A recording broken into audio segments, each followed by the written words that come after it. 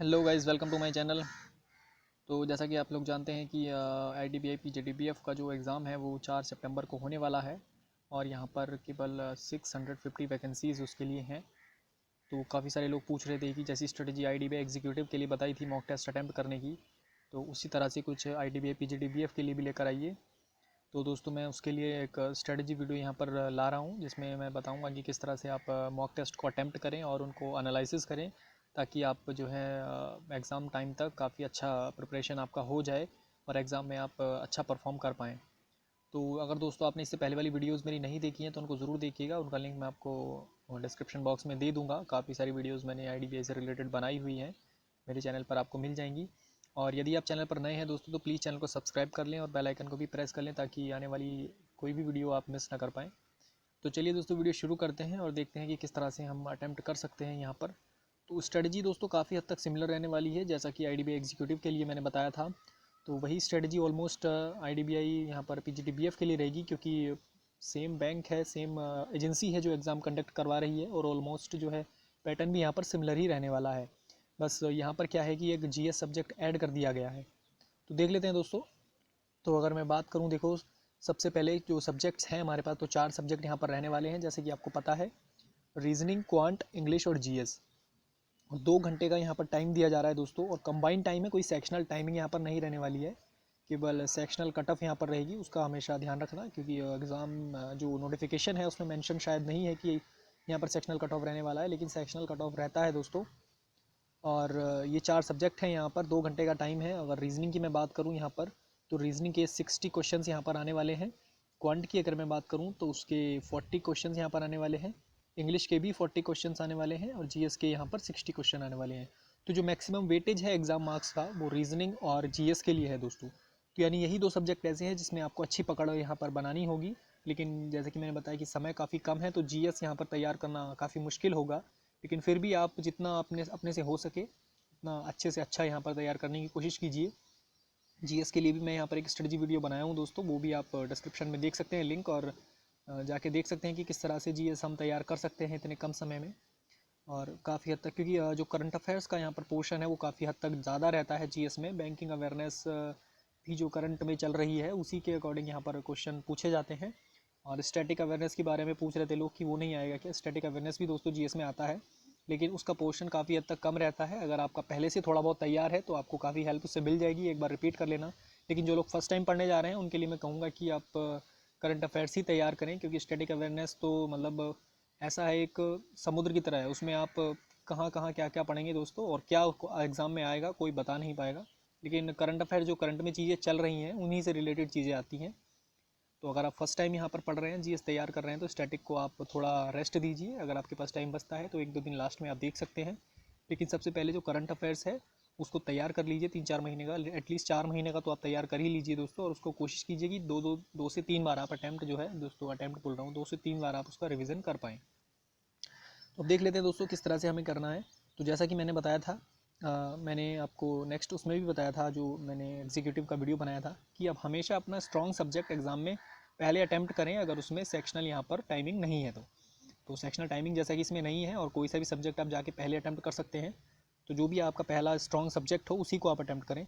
जैसे अगर मैं बात करूँ अपनी, तो मैं सबसे पहले लॉजिकल रीजनिंग यहाँ पर अटैम्प्ट करता है, क्योंकि मैं इसी में मतलब स्ट्रॉन्ग फील करता हूँ और मुझे लगता है कि मैं इसमें अच्छा परफॉर्म कर पाऊँगा। तो जो भी स्ट्रॉन्ग सब्जेक्ट है आपका, उसको अगर आप पहले करेंगे, जैसा मैंने पहले भी बताया था, तो आप एग्ज़ाम में दोस्तों मोटिवेट हो जाएंगे, सेल्फ मोटिवेशन आपको मिलेगा, क्योंकि वो आपका स्ट्रॉन्ग सब्जेक्ट है। तो ओबियसली आप उसमें अच्छा परफॉर्म कर पाएंगे, जितनी आपने उम्मीद की थी एटलीस्ट उतना तो आप कर ही पाएंगे, ज़्यादा नहीं तो उससे क्या होगा दोस्तों, आपका ये कॉन्फिडेंस एग्जाम में बन जाएगा कि हाँ, मैंने इतने मिनट में इतने क्वेश्चन में कर चुका हूँ, और नेक्स्ट जो है, जो भी आप अटैम्प्ट करने जाएंगे सेक्शन, उसमें आपका कॉन्फिडेंस काफ़ी ठीक ठाक दोस्तों रहने वाला है।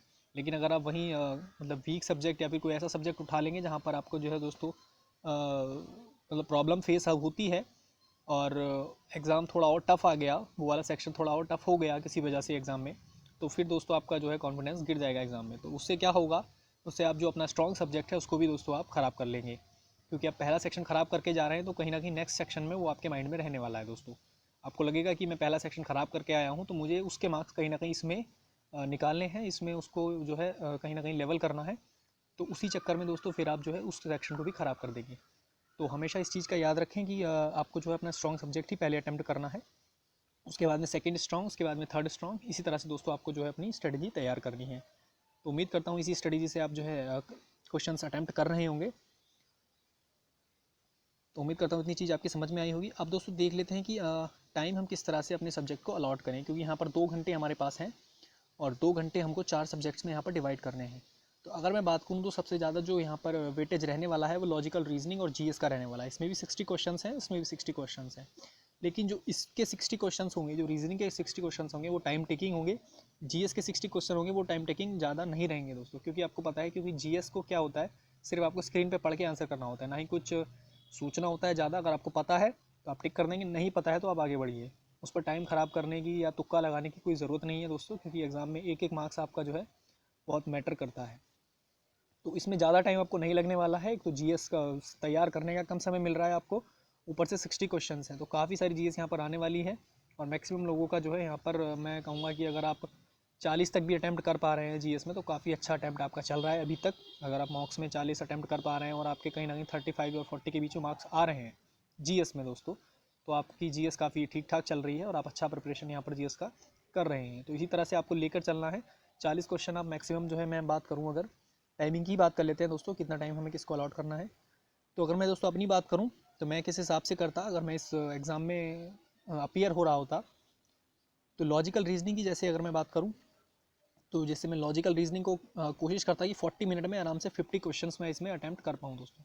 40 मिनट में रीजनिंग को देता क्योंकि मेरा स्ट्रॉन्ग सब्जेक्ट है, और कोशिश करता कि 40 मिनट में 60 ही अटैम्प्ट हो जाए एटलीस्ट, मतलब मैं 40 मिनट में रीजनिंग खत्म कर दूँ। लेकिन रीजनिंग के कुछ क्वेश्चन ऐसे होते हैं दोस्तों जो अटैम्प्ट नहीं किए जाते, जैसा कि मैंने बताया लॉजिकल रीजनिंग यहाँ पर वो आती है, मतलब जो स्टेटमेंट और अजम्पशन वाले क्वेश्चन होते हैं उसको मैं उसकी मैं बात कर रहा हूँ यहाँ पर, कॉज एंड इफेक्ट वाले। तो वो क्वेश्चन क्या होता है दोस्तों, अगर बिल्कुल आपको कॉन्फिडेंट हो तभी आप उसको अटैम्प्ट कीजिए, वरना उसके लिए थोड़ा अलग ही माइंडसेट होता है क्वेश्चन अटैम्प्ट करने का, और वो ज़्यादा लोग तैयार करते नहीं हैं। तो इसलिए मैं भी उन पर ज़्यादा कॉन्फिडेंट नहीं था, तो मैं उसको अटैम्प्ट दोस्तों नहीं करता था किसी भी एग्ज़ाम में। मतलब कोई क्वेश्चन अगर लग रहा है कि हाँ बिल्कुल इसका तो यही करेक्ट होगा, तभी उसको मैं दोस्तों आंसर करता था। अगर मेरे पास टाइम है, मैं कोई और से पजल नहीं बना सकता उतने टाइम में, या फिर जैसे 1-2 मिनट लास्ट में बच जाता है एग्ज़ाम का, और उसमें आप कोई पजल वगैरह या कोई भी चीज़ है वो अटैम्प्ट नहीं कर पाते, सिर्फ आप देखते हैं कि 1 मिनट है तो उसमें मैं कौन सा क्वेश्चन कर सकता हूँ, तो स्टेटमेंट और अजम्पशन वाला क्वेश्चन मैं टेस्ट कर लेता था एक आध, कि चलो इसमें देख लेते हैं कि क्या यहाँ पर पढ़ के इसको आंसर किया जा सकता है। तो मैं कोशिश करता कि 60 क्वेश्चन अटैम्प्ट कर पाऊँ, लेकिन 40 मिनट में एटलीस्ट 50 तो यहाँ पर अटैम्प्ट हो ही जानी चाहिए, अगर आपका सब कुछ सही जा रहा है। तो अगर आप इस तरह से कर पा रहे हैं दोस्तों तो काफ़ी अच्छा आपका चल रहा है। और अगर हम बात करें दोस्तों क्वांट सेक्शन की यहाँ पर, उसके बाद आप क्वांट अटैम्प्ट कर सकते हैं, इंग्लिश अटैम्प्ट कर सकते हैं, जीएस अटैम्प्ट कर सकते हैं। तो मैं अपनी बात करूँ तो मैं सबसे पहले रीजनिंग के बाद मैं क्वांट को ही यहाँ पर चूज़ करता, क्योंकि टाइम टेकिंग सब्जेक्ट होते हैं दोस्तों लॉजिकल रीजनिंग और क्वांट। यहाँ पर अगर ये जल्दी से जल्दी निपट जाएँ एग्ज़ाम के 1-1.25 घंटे में, तो ये काफ़ी जो है आपका कॉन्फिडेंस यहाँ पर रहता है दोस्तों। तो मैं इसको 30 मिनट यहाँ पर देता क्वांट को, और उम्मीद करता कि 30 मिनट्स में एटलीस्ट 30 क्वेश्चन मैं दोस्तों अटैम्प्ट कर पाऊँ, क्योंकि 30 क्वेश्चन अगर मैं 1 मिनट में एक भी क्वांट का निकाल पा रहा हूँ तो काफ़ी अच्छा मेरा यहाँ पर चलेगा। आप मान के चलिए कि 30 मिनट में 25 से 30 क्वेश्चन आपके अटैम्प्ट हो जाने चाहिए दोस्तों, जिस लेवल का यहाँ पर क्वांट रहने वाला है, क्योंकि ऑफिसर लेवल की जॉब है दोस्तों, और ये पेपर भी सिंगल लेवल एग्जाम है, तो ठीक ठाक पेपर दोस्तों आ सकता है यहाँ पर। तो आप उम्मीद करिए कि 30 मिनट में एटलीस्ट आप 25 से 30 क्वेश्चन यहाँ पर क्वांट के अटैम्प्ट कर पाएँ विद एक्यूरेसी दोस्तों। नेक्स्ट अगर मैं बात करूँ दोस्तों 25 मिनट्स इंग्लिश को आप देख सकते हैं, इंग्लिश 40 क्वेश्चन यहाँ पर रहने वाले हैं, जैसा कि क्वांट में भी 40 थे और इंग्लिश में भी यहाँ पर 40 क्वेश्चन रहने वाले हैं। तो इंग्लिश में 100% एक्यूरेसी किसी की भी नहीं रहती है, अगर कोई कोशिश करे तो जो है दोस्तों 25 मिनट्स में, अगर किसी की इंग्लिश बहुत ही बढ़िया है, एक्स्ट्रा ऑर्डिनरी अगर कोई स्टूडेंट है यहाँ पर, तो ही कैन अटैम्प्ट। अदरवाइज और जो एवरेज ही स्टूडेंट यहाँ पर रहने वाले हैं मोस्ट ऑफ द टाइम, तो अगर बात करें 25 मिनट्स में अगर आप 30 क्वेश्चन भी अटैम्प्ट कर पा रहे हैं, 32-35, तो काफ़ी अच्छी आपकी दोस्तों इंग्लिश है यहाँ पर, और आपकी प्रैक्टिस भी ठीक ठाक चल रही है। तो आप ऐसी प्रैक्टिस बनाइए कि 25 मिनट में आप 30 से 35 क्वेश्चन यहाँ पर अटैम्प्ट कर पाएँ, क्योंकि दोस्तों वैकेंसी बहुत कम है और कंपटीशन भी रहने ही वाला है, मैंने आपको जैसा कि बताया था। क्योंकि जॉबलेस यहाँ पर लोग बहुत हैं, तो कोई भी अगर अपॉर्चुनिटी मिलती है, जिस तरह की भी मिलती है, अब आप सोच रहे होंगे कि 3.5 लाख देने के बाद कौन जॉब लेना चाहेगा दोस्तों, बहुत यहाँ पर लोग हैं जिनके पास काफ़ी सारा पैसा पड़ा हुआ है यहाँ पर, तो वो लोग जा सकते हैं दोस्तों, एवरेज स्टूडेंट हैं, और वो चाहते हैं, क्योंकि एक तरीका होता है ये भी बैंक में एंटर करने का, क्योंकि कंपटीशन कम होता है, सबके पास तो पैसा होता नहीं कि 3.5 लाख मैं पे करूँ पहले, फिर 1 साल पढ़ाई करूँ, उसके बाद मुझे जॉब मिलेगी। तो इतना टाइम हर किसी के पास नहीं होता है और हर कोई चाहता है कि मैं डायरेक्टली जो है एग्ज़ाम निकालने के बाद पढ़ाई वढ़ाई नहीं करनी पड़े, डायरेक्ट मैं यहाँ पर जॉब यहाँ पर करूँ। तो अगर उसमें कंपटीशन ज़्यादा होता है, क्योंकि IBPS वगैरह होता है, वहाँ पर कंपटीशन बढ़ जाता है, क्योंकि वो डायरेक्ट वहाँ पर जॉब मिलती है। लेकिन यहाँ ऐसा है कि 1 साल का गैप है, तो कंपटीशन थोड़ा कम रहेगा, लेकिन उतना भी कम नहीं रहने वाला है जितना आप समझ रहे हैं दोस्तों। काफ़ी अच्छा कंपटीशन यहाँ पर फिर भी रहने वाला है। तो इंग्लिश की बात दोस्तों हो चुकी है। आप 25 मिनट्स में एटलीस्ट 25 to 30 क्वेश्चन यहाँ पर अटैम्प्ट कर सकते हैं, अगर आपकी प्रैक्टिस अच्छी चल रही है तो। नेक्स्ट अगर दोस्तों मैं बात करूँ यहाँ पर, तो GS यहाँ पर बसता है लास्ट में। तो GS अगर आप 25 मिनट्स देंगे दोस्तों, तो आराम के साथ 40 से ऊपर यहाँ पर अटैम्प्ट दोस्तों 25 मिनट्स में कर सकते हैं। और अगर आपको लग रहा है कि आपका GS मान लो 20 मिनट्स में ही आपने 60 क्वेश्चन आप पहुँच गए हैं, और आपके जो है यहाँ पर 30 से 35 अटैम्प्ट हो चुके हैं, और अब आपको क्वेश्चन GS में नहीं आता है दोस्तों, आपके पास 5-6 मिनट शेष होंगे, 5 से 6 मिनट, तो आप उन 5 से 6 मिनट को अपने अकॉर्डिंग, जो भी आपका सब्जेक्ट हो, आप पूरे सेक्शन देख के आ रहे हैं, आपको पता है कि कौन सा क्वेश्चन और आप 5 मिनट लगा के कर सकते हैं। मतलब थोड़ा बहुत तो आपको आइडिया लग ही गया ना, जो भी क्वेश्चन आपने पुराने सेक्शंस में स्किप किए हैं कि ये मुझसे नहीं होगा या इतना टाइम लगेगा इसमें, तो उसके अकॉर्डिंग आप 5 से 6 मिनट अपने हिसाब से किसी भी सब्जेक्ट में लगा के 1-2 क्वेश्चन और अटैम्प्ट यहाँ पर कर सकते हैं।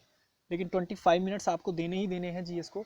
और क्योंकि काफ़ी सारे क्वेश्चन ऐसे होते हैं जिसमें आपको एक बार नहीं, कम से कम दूसरी बार पढ़ने में उसका आंसर आपके पास आ जाता है दोस्तों।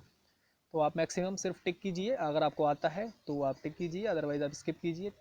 इस तरह से ही आपको चलना है, ज़्यादा टाइम स्क्रीन पर नहीं यहाँ पर बिताना है किसी भी क्वेश्चन पर। 10 सेकंड में आप क्वेश्चन पढ़ के आंसर दोस्तों कर सकते हैं बड़े आराम के साथ। अगर आपको आता है, नहीं आता है तो आप 5 से 6 सेकंड में क्वेश्चन पढ़ के उसको स्किप कर भी सकते हैं। इस तरह से दोस्तों आपको अपनी प्रैक्टिस बनानी है। जितने भी यहाँ पर रीजनिंग हो, इंग्लिश हो, क्वांट हो, कोई भी क्वेश्चन हो, उसी तरह से आप लेकर चलेंगे कि आपको अगर आता है तभी आप उस पर रुकेंगे, और नहीं आता है तो आप उसको स्किप कर देंगे दोस्तों। फालतू टाइम आपको ख़राब करने की ज़रूरत नहीं है। और जैसा कि मैंने पहले बताया कि स्ट्रॉन्ग सब्जेक्ट में भी आपको क्या चूज़ करना है, जो भी आपके स्ट्रॉन्ग टॉपिक हैं। जैसे आप रीजनिंग की अगर मैं बात करूँ, तो रीजनिंग में जाते ही आप पज़ल नहीं बनाएंगे दोस्तों। जाते ही पज़ल में आप अटक गए तो फिर दिक्कत होने वाली है। आप रीजनिंग में पहले देखिए कि क्या क्या चीज़ें यहाँ पर आई हैं, आप एकदम से स्किप कर दीजिए। जैसे आपको लगा कि पहला क्वेश्चन पज़ल का है, तो आप समझ जाएंगे कि पज़ल है, बड़ी पज़ल है, तो 5 क्वेश्चन तो उसके एटलीस्ट आएंगे, तो आप सीधा 1 नंबर क्वेश्चन से उठ के 6 नंबर क्वेश्चन पर चले जाइए, या 5 नंबर क्वेश्चन पर चले जाइए। वहाँ से स्किप कीजिए कि अब आगे क्या है, यहाँ पर नया टॉपिक है। तो उसी तरह से आपको चलना है। जैसे आपके स्ट्रॉन्ग टॉपिक हो जाते हैं, इजी टॉपिक होते हैं, जैसे direction of distance, coded inequality, इस तरह के जो सब और यहाँ पर जो टॉपिक आते हैं दोस्तों, सिलॉक्स वगैरह, इनइक्वलिटी, ये सारी चीज़ें आप पहले अटैम्प्ट कर सकते हैं। इससे क्या होगा कि आप कम समय में ज़्यादा क्वेश्चन अटैम्प्ट कर पाएंगे। और अगर आप किसी पजल में फंस गए स्टार्टिंग में ही, तो आपके जो बचे हुए टॉपिक्स हैं उनको आप अटैम्प्ट नहीं कर पाएंगे आपके पास, क्योंकि टाइम कम बचेगा और फिर आप हड़बड़ा जाएंगे एग्जाम में। तो उम्मीद कर रहा हूँ ये सारी चीज़ें आपकी समझ में आ रही होंगी। पहले इजी टॉपिक ही आपको अटैम्प्ट करने हैं, उसके बाद आप अपने हिसाब से चल के जो आपका मेन पज़ल हो, जैसे मान लीजिए किसी को फ्लोर पज़ल अच्छी लगती है, किसी को सर्कुलर पज़ल अच्छी लगती है, किसी को लीनियर पज़ल अच्छी लगती है, तो जो भी आपकी स्ट्रॉन्ग हो उस पर आप जाइए सारे टॉपिक ख़त्म करने के बाद। फिर आप सिटिंग अरेंजमेंट बनाइए दोस्तों, और सिटिंग अरेंजमेंट में जैसे मैंने बताया, जो भी आपकी स्ट्रॉन्ग पज़ल हो उसको सबसे पहले अटैम्प्ट कीजिए, क्योंकि वहाँ यहाँ पर सक्सेस रेट काफ़ी यहाँ पर हाई रहने वाला है आपका। आगे अगर मैं बात करूँ क्वांट की, तो उसमें भी सिमिलर मैंने बताया कि जैसे नंबर सीरीज़ वगैरह आती है तो उसको आप ढूंढ लीजिए, मिल रही है आपको। अगर वर्ड प्रॉब्लम और DI पर स्टार्टिंग में मत जाइए। सबसे पहले जो टॉपिक्स हैं आपकी, इनइक्वलिटी वगैरह, क्वाड्रेटिक इक्वेशन आती है, और आपका जो है यहाँ पर डायरेक्शन तो चलो उसमें आता है रीजनिंग में, डेटा सफिशिएंसी आती है, उसके क्वेश्चन थोड़े ईजी होते हैं। और नेक्स्ट अगर मैं बात करूँ तो नंबर सीरीज़ होती है। तो ये जो 3-4 टॉपिक हैं इनको आप करिए। फिर उसके बाद आप DI करिए। DI में भी जो ईजी DI आपको लग रहा है उसको देख लीजिए एक बार। और काफ़ी लोग सोच रहे होंगे कि इजी DI और हार्ड DI सेलेक्ट करने में, या फिर जो भी टॉपिक, उसमें भी तो टाइम जाएगा। नहीं जाता है दोस्तों टाइम, अगर आप प्रैक्टिस इस तरह से बनाएंगे कि मैं क्वेश्चन स्किप कर रहा हूँ। जैसे मान लीजिए DI पे आए आप, तो 5 क्वेश्चन तो DI के आने ही आने हैं, 6-7 भी हो जाते हैं कई बार। तो आप उस DI का, जैसे मान लीजिए 5th नंबर पर आपकी DI मिली आपको, तो कम से कम 10 नंबर तक वो DI के ही क्वेश्चन चलेंगे, तो उसको आप स्किप कर दीजिए 10 नंबर तक, सीधा आप 11वें नंबर क्वेश्चन पर जाइए। पर ये, लेकिन आपको ये डिसाइड करना होगा कि आपको करना कौन सा है। वो सारी चीज़ें दोस्तों आप अपने एबिलिटी के अकॉर्डिंग डिसाइड कर सकते हैं। तो ये सारी चीज़ें दोस्तों मैंने यहाँ पर वीडियो भी ज़्यादा लंबा नहीं करने की कोशिश की है। उम्मीद करता हूँ सारी चीज़ें आपकी समझ में आई होंगी। तो अगर आपका कोई इससे रिलेटेड डाउट हो दोस्तों तो आप पूछ सकते हैं। और गुड अटैम्प्ट की अगर मैं बात करूँ दोस्तों, यहाँ पर 140 प्लस अगर आप अटैम्प्ट कर पा रहे हैं, मॉक टेस्ट की बात कर रहा हूँ दोस्तों, अगर आप 140 प्लस यहाँ पर अटैम्प्ट कर पा रहे हैं स्टार्टिंग में, अभी जैसे यहाँ पर फॉर्म भी एग्ज़ाम के चल रहे हैं, अभी तक कोई लास्ट डेट यहाँ पर शायद 23 या फिर 22 है शायद। तो जो भी लास्ट डेट है उसमें भी हम देख लेंगे कि कितने नंबर ऑफ़ कैंडिडेट्स ने यहाँ पर अप्लाई किया है, तो उस हिसाब से। और 4 तारीख को दोस्तों एग्ज़ाम है, तो बहुत ज़्यादा टाइम नहीं है। अगर आप 140 प्लस यहाँ पर अटैम्प्ट कर पा रहे हैं, जो भी आपका मॉक है, मॉक भी दोस्तों मैं बात करूँ, काफ़ी सारे लोग मॉक्स के बारे में पूछ रहे थे, ऑलिव बोर्ड का ले लें। ऑलिव बोर्ड का मॉक्स आप मत लीजिए दोस्तों। ऑलिव बोर्ड के मॉक्स क्या होता है कि काफ़ी ज़्यादा टफ लेवल के होते हैं और इतना टफ एग्ज़ाम आता नहीं है, कोई सा भी हो। चाहे आप पीओ मेंस की बात कर लीजिए, क्लर्क मेंस की बात कर लीजिए, आईडीबीआई या एग्जीक्यूटिव की बात कर लीजिए, कोई सा भी एग्ज़ाम लो दोस्तों, मैंने काफ़ी टेस्ट किया है, जितना टफ लेवल उसका होता है वो तो मतलब कैट लेवल समझ लीजिए आप एक तरह से। मैं अगर मैं बात करूँ तो इतने टफ क्वेश्चन नहीं आते एग्ज़ाम में। एग्ज़ाम में डूएबल क्वेश्चन आते हैं। अगर एग्जामिनर चाह रहा है कि आप क्वेश्चन अटैम्प्ट करें तो उस हिसाब से क्वेश्चन देगा। अगर नहीं चाह रहा है कि आप क्वेश्चन अटैम्प्ट आपसे नहीं हो तो फिर ऑली बोर्ड उठा के देगा। तो ऑली बोर्ड तो कभी आता ही नहीं है दोस्तों एग्ज़ाम में, मान के चलिए आप। वो काफ़ी टफ लेवल का क्वेश्चन है और मतलब जिस हिसाब से पीओ मेंस के क्वेश्चंस आते हैं उससे बहुत ऊपर है दोस्तों। तो आप उम्मीद करिए कि प्रैक्टिस मॉक मैं यहाँ पर सजेस्ट करूँगा आपको। प्रैक्टिस मॉक हो या फिर टेक्स्ट बुक भी काफ़ी अच्छा है दोस्तों, वो आपको कॉन्फिडेंस देता है और इसी लेवल के जो है क्वेश्चन कहीं ना कहीं रहने वाला है दोस्तों, मान के चलिए आप। तो आप 140 प्लस अगर अटैम्प्ट कर पा रहे हैं तो आपके अच्छे खासे अटैम्प्ट चल रहे हैं और तैयारी आपकी अच्छी है। और लगातार इसको इम्प्रूव कीजिए जिस भी तरह से। और जो क्वेश्चंस दोस्तों आपके छूट रहे हैं एग्ज़ाम में, मान लीजिए आपने 160 यहाँ पर टोटल कितने क्वेश्चन आ रहे हैं दोस्तों, 200 क्वेश्चन हैं यहाँ पर।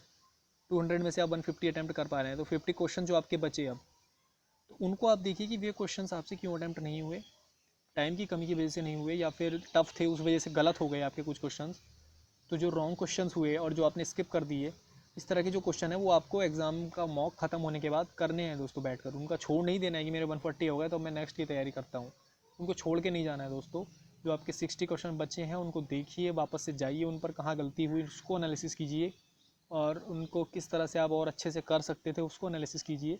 या फिर कोई क्वेश्चन ऐसा है जैसे कि मान लीजिए 3 मिनट में हो जाना चाहिए था लेकिन वो आपसे 5 से 6 मिनट में हुआ, मतलब क्वेश्चन हो तो गया, वो करेक्ट हो गया, लेकिन उसको एक बार वापस से जाइए, देखिए कि वहाँ पर आप क्या जो है कहाँ पर आप लैग कर रहे थे, क्यों आपने 3 मिनट उस क्वेश्चन को एक्स्ट्रा दिए। तो वो सारी चीज़ आपको दोस्तों देखनी है। ये नहीं है कि अगर क्वेश्चन आपका सही अटैम्प्ट हो गया है तो आप उसको फिर छोड़ देंगे, उसको छोड़िए मत। उसको एक बार टाइम निकाल के देखिए कि वो क्वेश्चन आपसे इतनी ज़्यादा टाइम क्यों लिया उस क्वेश्चन से। ठीक है, जो भी क्वेश्चन आपके हों, चाहे इंग्लिश के हों चाहे फिर रीजनिंग क्वांटिटी की बात करूँ अगर मैं, तो उनको आप देखिए। रॉन्ग क्वेश्चन तो आपको देखने ही है, स्किप भी देखने हैं आपको, लेकिन जो सही हो रहे हैं, ज़्यादा टाइम लेकर सही हो रहे हैं ना वो, तो उनको क्यों इतना टाइम दिया आपने, उस पर एक बार थोड़ी सी नज़र डालिए। तो उससे क्या होगा, आप अपने आप को डेली टू डेली इंप्रूव करेंगे दोस्तों। किसी और से लड़ाई नहीं करनी है, अपने आप से करनी है, अपने आप को इम्प्रूव करना है। ये मत देखिए कि दूसरों के कितने अटैम्प्ट आ रहे हैं या फिर कितनी एक्यूरेसी आ रही है। आप देखिए आपने जो कल मॉक दिया था उसमें आपने कितने अटैम्प्ट किए थे और कितने आपके सही थे। आज जो आप अटैम्प्ट कर रहे हैं उसमें कितने आपने गलत किए, कितने सही किए, वो इम्प्रूव होना चाहिए दोस्तों। वो अगर इम्प्रूव हो रहा है तो आप जीत रहे हैं, समझ लीजिए। आपका जो है यहाँ पर एग्ज़ाम काफ़ी अच्छा जाने वाला है, क्योंकि आप खुद को इम्प्रूव कर रहे हैं। दूसरों को अगर आप देखेंगे तो कहीं ना कहीं फिर आपका जो है कॉन्फिडेंस डाउन हो जाएगा। दूसरों को मत देखिए दोस्तों, कोई एक्स्ट्रा ऑर्डिनरी होता है, किसी का माइंड थोड़ा मतलब जिस हिसाब से उसकी एजुकेशन वगैरह रही है उसी हिसाब से उसका माइंड जो है यहाँ पर एग्ज़ाम में कैलकुलेशन या फिर कुछ भी चीज़ हो दोस्तों उसी में उसी के अकॉर्डिंग वर्क करता है। वो डिपेंड करता है कि आप किस हिसाब से अपने आप को यहाँ पर इम्प्रूव कर रहे हैं, वही सारी चीज़ें हैं। तो उम्मीद करता हूँ वीडियो आपको पसंद आया होगा दोस्तों। अगर इससे रिलेटेड कोई भी आपको डाउट हो तो आप मुझे पूछ सकते हैं दोस्तों। मैंने लिंक यहाँ पर वीडियो के डिस्क्रिप्शन में दे दिया है दोस्तों, जितनी पुरानी वीडियोज़ हैं उनका भी और अपने इंस्टाग्राम चैनल का भी दोस्तों। और यूट्यूब चैनल पर भी जो भी कमेंट्स आपकी आती हैं मैं ज़्यादातर रिप्लाई करने की कोशिश करता हूँ। फिर भी अगर कोई छूट जाता है तो उसके लिए सॉरी दोस्तों, क्योंकि मैक्सिमम कमेंट्स का मैं यहाँ पर आंसर कर ही देता हूँ। फिर भी अगर कोई रह जाता हो तो उसके लिए सॉरी, टाइम मिलता नहीं है दोस्तों, वही बात है। फिर से मैं आपको बता दूँ, जॉब के यहाँ पर जो वर्क वगैरह रहते हैं काफ़ी सारे, वो भी एडजस्ट करने पड़ते हैं चीज़ें। तो उम्मीद करता हूँ वीडियो आपको पसंद आया होगा दोस्तों, तो लाइक और इसको शेयर ज़रूर करें ज़्यादा से ज़्यादा लोगों के साथ। तो मिलते हैं दोस्तों नेक्स्ट वीडियो में, तब तक के लिए थैंक यू।